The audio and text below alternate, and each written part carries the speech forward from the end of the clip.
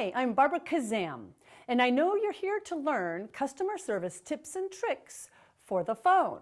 Well, you are in good luck because I have been speaking and training on customer service for the past 17 years around the world. If you stay to the end of this video, I'm going to give you a free 21-point customer service leadership checklist. Okay, so here's your tip on how to deal with great customer service on the phone. My step number 1 is the greeting. How the phone is answered can make or break a customer's impression. See, your customers have multiple touch points, and one of the first touch points they have with your company is the telephone.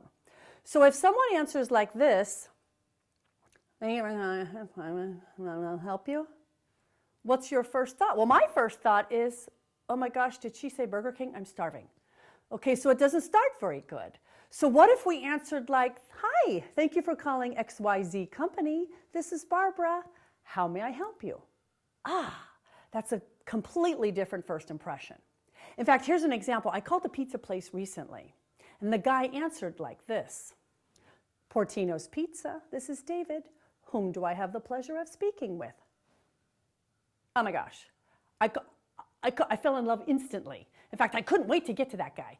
Anyway, the greeting is crucial. So improve that greeting, and I guarantee you will improve your customer service results.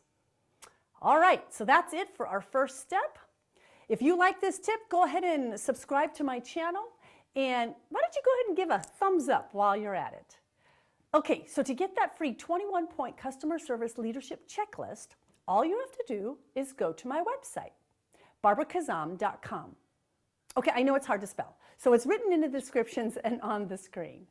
All right, thanks so much for watching, and I'll see you over there.